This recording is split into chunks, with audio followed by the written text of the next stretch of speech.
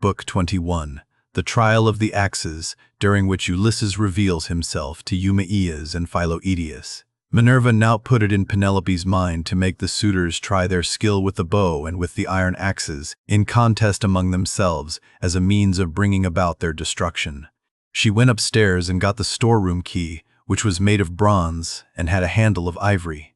She then went with her maidens into the storeroom at the end of the house, where her husband's treasures of gold, bronze, and wrought iron were kept, and where was also his bow, and the quiver full of deadly arrows that had been given him by a friend whom he had met in Lacedaemon, Iphitus the son of Eurytus.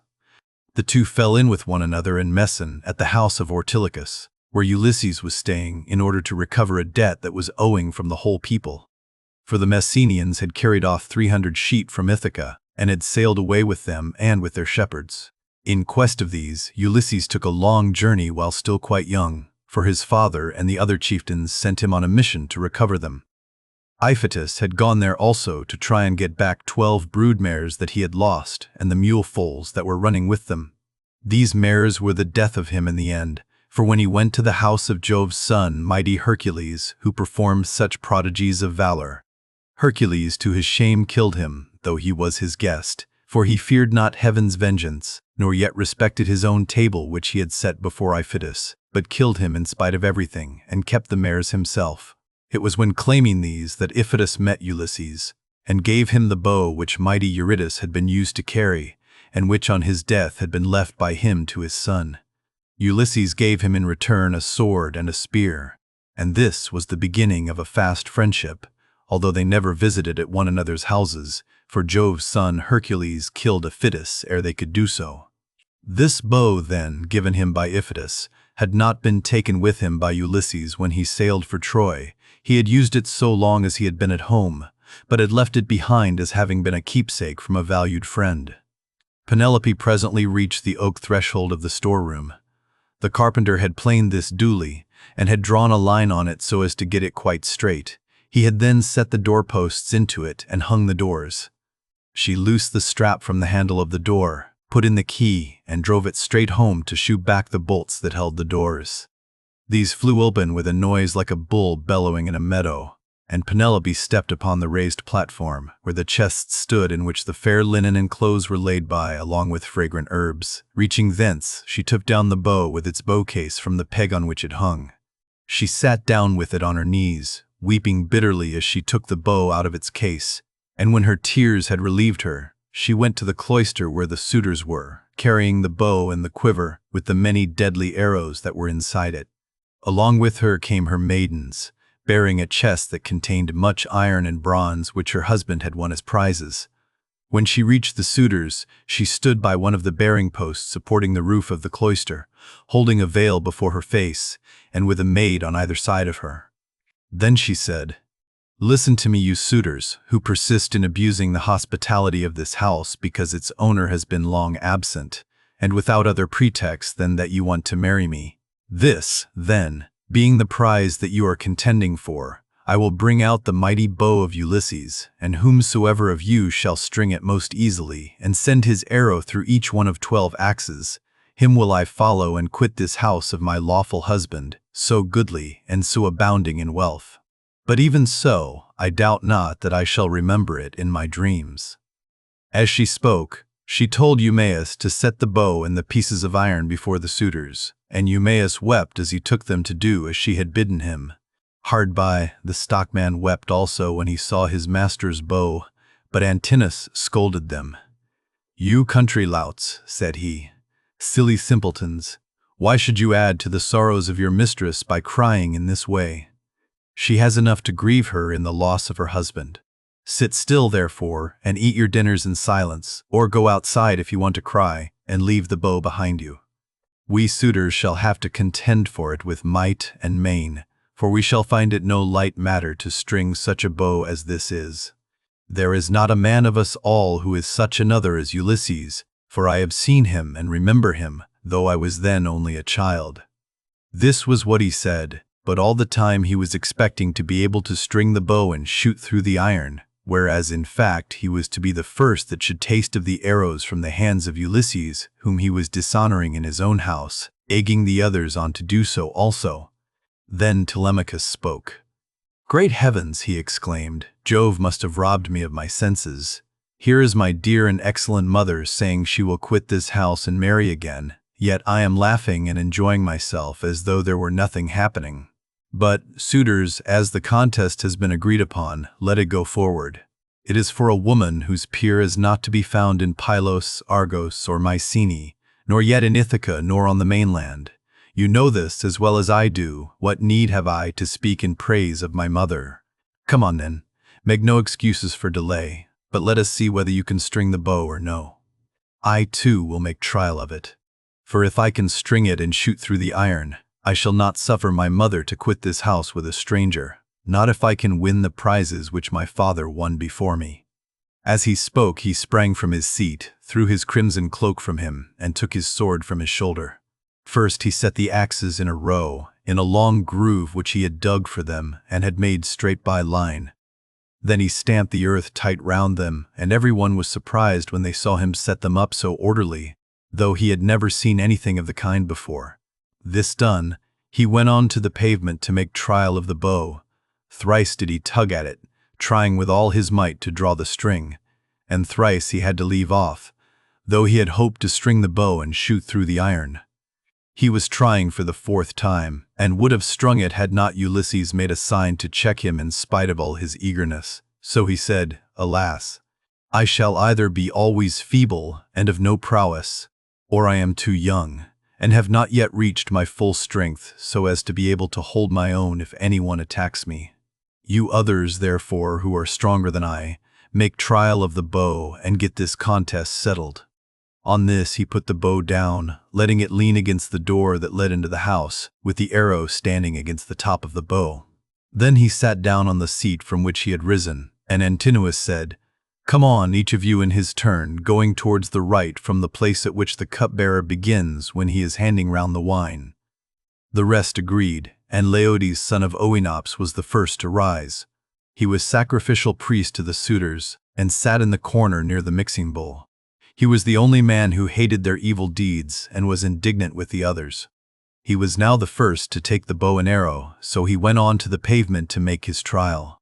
But he could not string the bow, for his hands were weak and unused to hard work. They therefore soon grew tired, and he said to the suitors, "My friends, I cannot string it. Let another have it. This bow shall take the life and soul out of many a chief among us. For it is better to die than to live after having missed the prize that we have so long striven for, and which has brought us so long striven for. Some one of us is even now hoping and praying that he may marry Penelope, but when he has seen this bow and tried it, let him woo and make bridal offerings to some other woman, and let Penelope marry whoever makes her the best offer, and whose lot it is to win her." On this he put the bow down, letting it lean against the door, with the arrow standing against the tip of the bow. Then he took his seat again on the seat from which he had risen, and Antinous rebuked him, saying, "Leodes, what are you talking about? Your words are monstrous and intolerable. It makes me angry to listen to you. Shall, then, this bow take the life of many a chief among us, merely because you cannot bend it yourself? True, you were not born to be an archer, but there are others who will soon string it." Then he said to Melanthius the goatherd, "Look sharp, light a fire in the court, and set a seat hard by with a sheepskin on it. Bring us also a large ball of lard from what they have in the house. Let us warm the bow and grease it. We will then make trial of it again, and bring the contest to an end." Melanthius lit the fire, and set a seat covered with sheepskins beside it. He also brought a great ball of lard from what they had in the house, and the suitors warmed the bow and again made trial of it, but they were none of them nearly strong enough to string it. Nevertheless, there still remained Antinous and Eurymachus, who were the ringleaders among the suitors and much the foremost among them all. Then the swineherd and the stockman left the cloisters together, and Ulysses followed them. When they had got outside the gates and the outer yard, Ulysses said to them quietly, "Stockman, and you swineherd, I have something in my mind which I am in doubt whether to say or no, but I think I will say it. What manner of men would you be to stand by Ulysses, if some god should bring him back here all of a sudden?" Say which you are disposed to do, to side with the suitors or with Ulysses." "Father Jove," answered the stockman, "would indeed that you might so ordain it. If some god were but to bring Ulysses back, you should see with what might and main I would fight for him." In like words, EUMAEUS prayed to all the gods that Ulysses might return. When, therefore, he saw for certain what mind they were of, Ulysses said, "It is I, Ulysses, who am here. I have suffered much, but at last, in the 20th year, I am come back to my own country. I find that you two alone of all my servants are glad that I should do so, for I have not heard any of the others praying for my return. To you two, therefore, will I unfold the truth as it shall be. If heaven shall deliver the suitors into my hands, I will find wives for both of you, will give you house and holding close to my own, and you shall be to me as though you were brothers and friends of Telemachus. I will now give you convincing proofs that you may know me and be assured. See, here is the scar from the boar's tooth that ripped me when I was out hunting on Montaning, Parnassus with the sons of Autolycus." As he spoke, he drew his rags aside from the great scar, and when they had examined it thoroughly, they both of them wept about Ulysses, threw their arms round him, and kissed his head and shoulders, while Ulysses kissed their hands and faces in return. The sun would have gone down upon their mourning, if Ulysses had not checked them and said, "Cease your weeping, lest someone should come outside and see us, and tell those who are within. When you go in, do so separately, not both together. I will go first, and do you follow afterwards. Let this moreover be the token between us. The suitors will all of them try to prevent me from getting hold of the bow and quiver. Do you, therefore, EUMAEUS, place it in my hands when you are carrying it about, and tell the women to close the doors of their apartment. If they hear any groaning or uproar, as of men fighting about the house, they must not come out. They must keep quiet, and stay where they are at their work.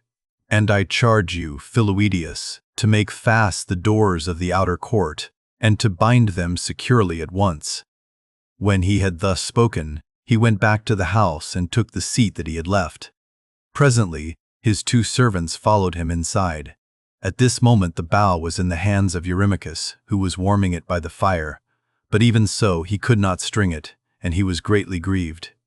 He heaved a deep sigh and said, "I grieve for myself and for us all. I grieve that I shall have to forego the marriage, but I do not care nearly so much about this, for there are plenty of other women in Ithaca and elsewhere. What I feel most is the fact of our being so inferior to Ulysses in strength that we cannot string his bow.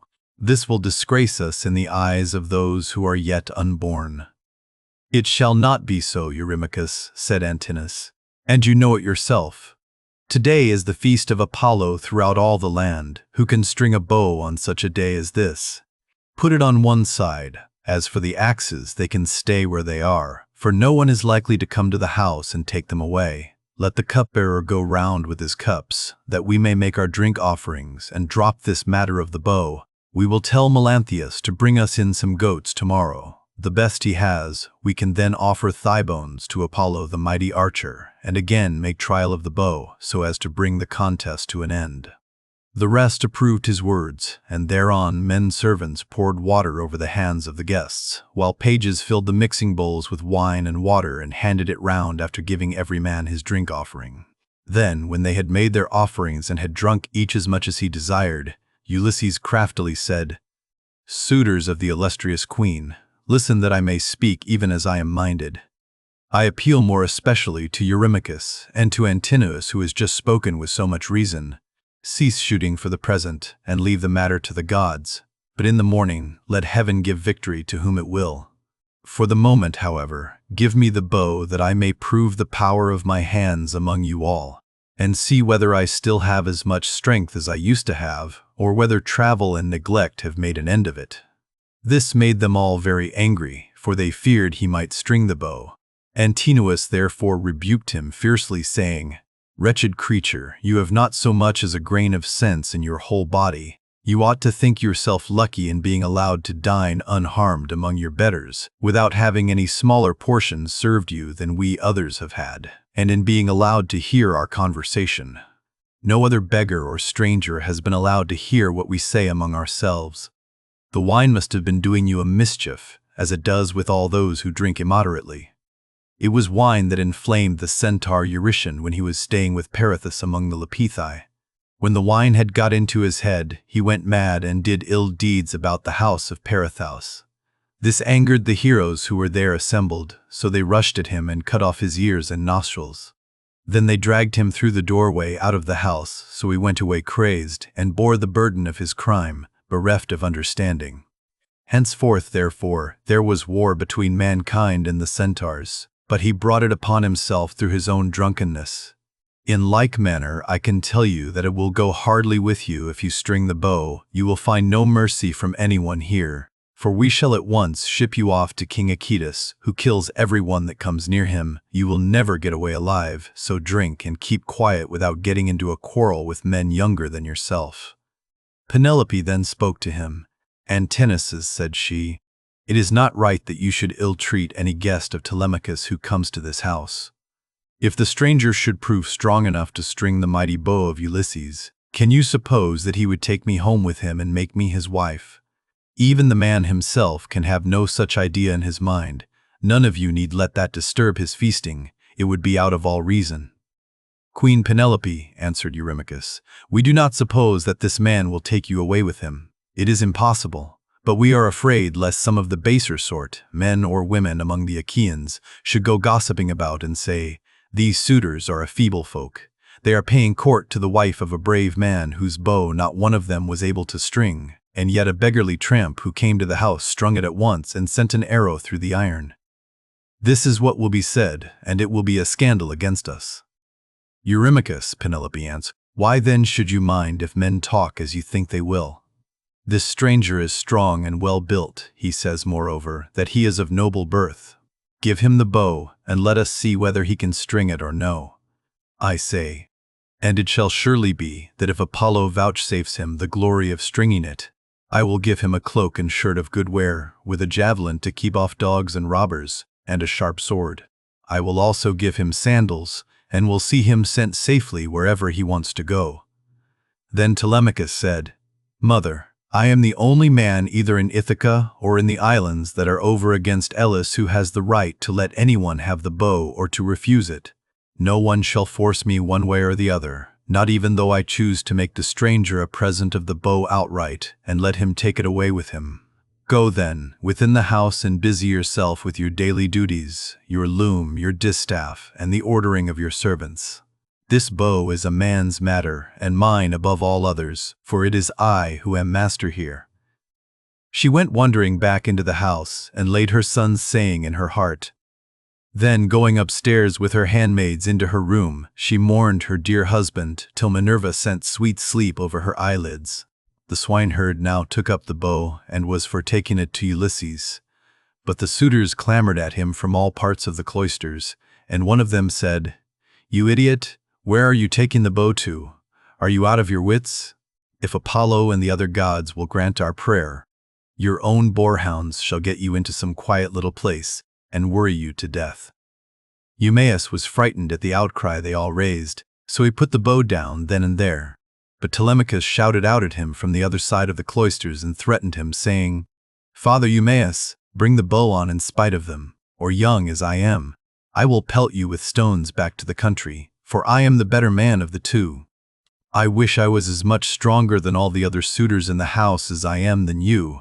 I would soon send some of them off sick and sorry, for they mean mischief." Thus did he speak, and they all of them laughed heartily, which put them in a better humor with Telemachus. So EUMAEUS brought the bow on and placed it in the hands of Ulysses. When he had done this, he called Euryclea apart and said to her, "Euryclea, Telemachus says you are to close the doors of the women's apartments. If they hear any groaning or uproar, as of men fighting about the house, they are not to come out, but are to keep quiet and stay where they are at their work." Euryclea did as she was told, and closed the doors of the women's apartments. Meanwhile, PHILOETIUS slipped quietly out and made fast the gates of the outer court.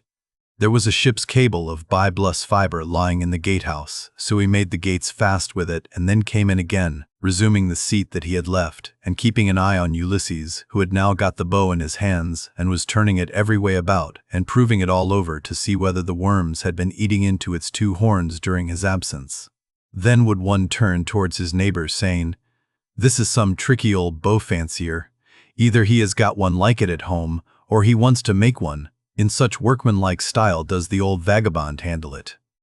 Another said, "I hope he may be no more successful in other things than he is likely to be in stringing this bow." But Ulysses, when he had taken it up and examined it all over, strung it as easily as a skilled bard strings a new peg of his lyre and makes the twisted gut fast at both ends. Then he took it in his right hand to prove the string, and it sang sweetly under his touch like the twittering of a swallow. The suitors were dismayed and turned color as they heard it. At that moment, moreover, Jove thundered loudly as a sign, and the heart of Ulysses rejoiced as he heard the omen that the son of scheming Saturn had sent him. He took an arrow that was lying upon the table, for those which the Achaeans were so shortly about to taste were all inside the quiver. He laid it on the centerpiece of the bow and drew the notch of the arrow and the string toward him, still seated on his seat. When he had taken aim, he let fly, and his arrow pierced every one of the handle holes of the axes from the first onwards till it had gone right through them and into the outer courtyard. Then he said to Telemachus, "Your guest has not disgraced you, Telemachus. I did not miss what I aimed at, and I was not long in stringing my bow. I am still strong, and not as the suitors twit me with being. Now, however, it is time for the Achaeans to prepare supper while there is still daylight, and then otherwise to disport themselves with song and dance, which are the crowning ornaments of a banquet." As he spoke, he made a sign with his eyebrows, and Telemachus girded on his sword, grasped his spear, and stood armed beside his father's seat.